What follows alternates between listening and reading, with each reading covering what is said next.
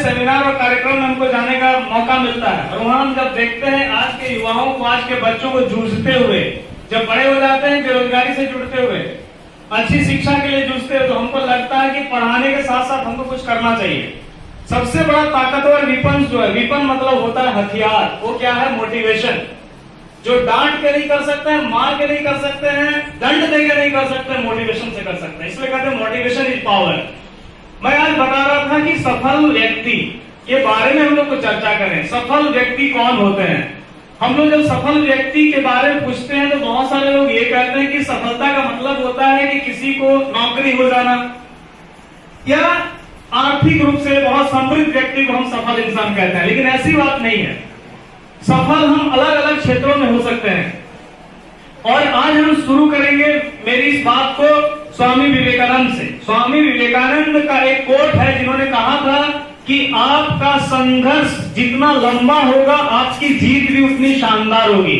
याद रखना, आपका संघर्ष, आपका स्ट्रगल जितना लंबा होगा आपकी सफलता भी उतनी शानदार होगी। जितने भी आज सफल लोग हुए हैं किसी भी क्षेत्र में, वो ऐसे ही नहीं हो गए, रातों रात नहीं हो गए हैं, बल्कि उसके पीछे उनका बहुत लंबा संघर्ष रहा है। किसी का भी ले लीजिए तो उन्होंने बहुत अच्छी बात कही थी कि आपका संघर्ष जितना लंबा होगा आपका सफलता, आपकी सफलता भी उतनी शानदार होगी। इसके लिए उन्होंने और एक बात कही थी कि समस्याएं जब आए आपके पास तो आपको घबराना नहीं चाहिए। क्यों? क्योंकि समस्याएं ही समाधान को जन्म देती हैं। जो आज जितने भी चीज आप देख रहे हैं ये समाधान है, और समाधान के पहले समस्याएं आई होंगी। इसलिए उन्होंने ये भी कहा था कि समस्याओं से घबराना नहीं, प्रत्येक दिन समस्या आना चाहिए। उन्होंने कहा कि अगर समस्याएं जिस दिन आपके पास नहीं आए तो समझ लेना कि आप किसी गलत रास्ते में हो। उन्होंने समस्या को, प्रॉब्लम्स को वेलकम किया। तीसरी बात उन्होंने बहुत महत्वपूर्ण कही थी कि जब तक जीना तब तक सीखना।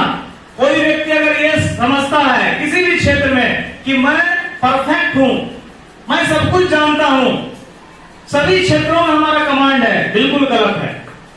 मनुष्य का जीवन जब जन्म लिया तब से लेकर मृत्यु पर्यंत उसको सीखना पड़ता है। यानी जब तक आपका जीवन है तब तक आपको सीखना है।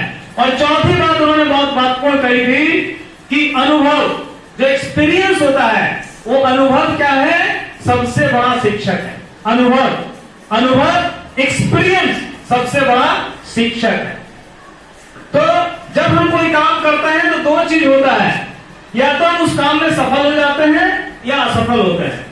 तो जब सफल हो जाते हैं तो बहुत अच्छी बात है, अगर असफल होते हैं तो हमें घबराना नहीं चाहिए, क्योंकि एक चीज की सीख हमें मिली, और वो सीख कौन सी थी? अनुभव। तो जब भी हम कोई काम करते हैं या तो सफल होते हैं या कोई नया अनुभव हमें मिलता है। हम दो चार चीजों को आपके सामने बताना चाहेंगे। बहुत सारे लोग जो शुरू में, प्रारंभ में असफल थे, बाद में बहुत सफल हुए। अभी आप लोग व्हाट्सएप चलाते हो ना, व्हाट्सएप, आजकल व्हाट्सएप का जमाना है। व्हाट्सएप सब कुछ, जिसके पास भी एंड्रॉइड फोन है सब लोग व्हाट्सएप चलाते हैं। हम लोग का स्कूल में भी हर क्लास का व्हाट्सएप ग्रुप है। तो ये व्हाट्सएप ग्रुप को बनाने वाले का नाम था क्या? जेन कुम। ये जो व्हाट्सएप बनाया, व्हाट्सएप ऐप को जो आविष्कार किया, उसका नाम क्या था? जेन कुम। और जेन कुम के बारे में बता दें कि जेन कुम नौकरी की तलाश में फेसबुक और ट्विटर के नाम सुने होंगे, उसके पास गया था। फेसबुक और ट्विटर वालों ने इसको जॉब नहीं दिया, इंटरव्यू में ये रिजेक्ट हो गया। जेन कुम को, जो व्हाट्सएप आज हम चलाते हैं, जिसका आविष्कारक है, उसको नौकरी नहीं दिया। फेसबुक और ट्विटर ये दोनों में वो इंटरव्यू दिया था, और तब सोचा कि चलो हम कोई नया करते हैं, कुछ नया इन्वेंशन करते हैं। उससे वो हार नहीं माना, और जेन कुम ने काफी मेहनत की, और 35 साल की उम्र में, 35 इयर्स की उम्र में उसने व्हाट्सएप ऐप को बनाया। और आपको जान के हैरानी होगी कि व्हाट्सएप ग्रुप जब बना, व्हाट्सएप ऐप जब बना, तो इसको फेसबुक ने उससे खरीदना चाहा, जिस फेसबुक ने इसको रिजेक्ट कर दिया था। कितने में खरीदा जानते हो?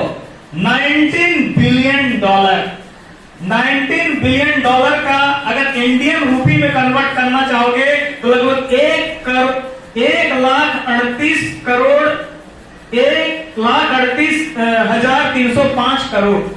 1,38,305 करोड़ रुपया। 1 करोड़ नहीं, 1,38,305 करोड़। किसने इसको खरीदा? फेसबुक ने खरीदा। जिस फेसबुक ने जेन कुंग को कभी जॉब देने से मना कर दिया था, तो जेन कुंग ने कर दिखा। एक उदाहरण मैं दे रहा हूं, थॉमस एल्वा एडिशन, जिसको विद्यालय से निकाल दिया गया था, बहुत कमजोर बच्चा है। लंबे संघर्ष के बाद इलेक्ट्रिक बल्ब का आविष्कार किया। और जानते हो, इलेक्ट्रिक बल्ब आविष्कार जब किया उन्होंने, ऐसे नहीं कि बस कर दिए, 1000 बार 1000 टाइम्स उनको फेल्योर होना पड़ा। 1000 बार असफल हुए। 1000 बार असफल होने के बाद तब इनको सफलता मिली। 1000। सोचिए, कोई आदमी टूट जाएगा, हम एक प्रयास करते हैं, नहीं जब हम सफल होते हैं तुरंत निराश हो जाते हैं। लेकिन जो व्यक्ति 1, 2, 3 नहीं 1000 बार जिसने मेहनत किया और अंत में इलेक्ट्रिक बल्ब का आविष्कार किया, तो सोच लो कितना लंबा संघर्ष था। और उस संघर्ष का परिणाम क्या था? Electric bulb. और जानते हो, थॉमस एल्वा एडिशन केवल इसी के आविष्कारक नहीं थे, कई तरह के आविष्कारक थे जो आज हम बहुत आराम की जिंदगी जी रहे हैं, उसमें उनका हाथ है। और 1093 आविष्कार उनके जो थे उनको पेटेंट किया गया। इसी तात्पर्य ये है, मेरे कहने के तात्पर्य ये है, हम ऐसे आपको 50, 100, 150, 2000 जितने बोलो उदाहरण दे सकते हैं। समय की कमी इसलिए हम नहीं दे पा रहे हैं। जिन्होंने भी सफलता हासिल की किसी भी क्षेत्र में, उसके पीछे उनका संघर्ष था। हम किसी को जब देखते हैं ये कहते हैं कि ये तो सफल हो गया। सफल इसलिए हुआ क्योंकि उसका संघर्ष बहुत लंबा था, इसलिए आज वो सफलता के शिखर पर बैठा है। चाहे वैज्ञानिक हो, चाहे किसी भी क्षेत्र में हो। समझ में आया? तो इसलिए फिर से मैं दोहराना चाहूंगा, आप भी बोलना, बोलो, जितना लंबा संघर्ष उतनी शानदार जीत। जितना लंबा संघर्ष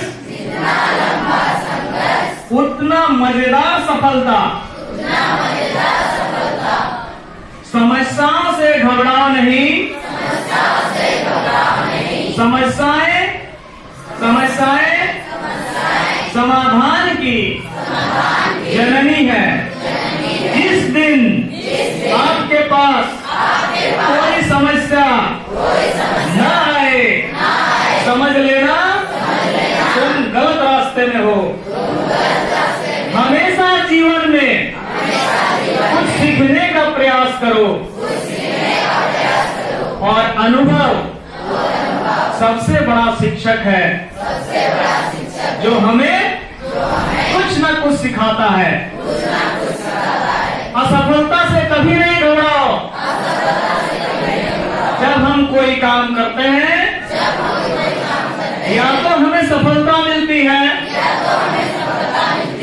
या अनुभव मिलता है। ठीक है? तो जितने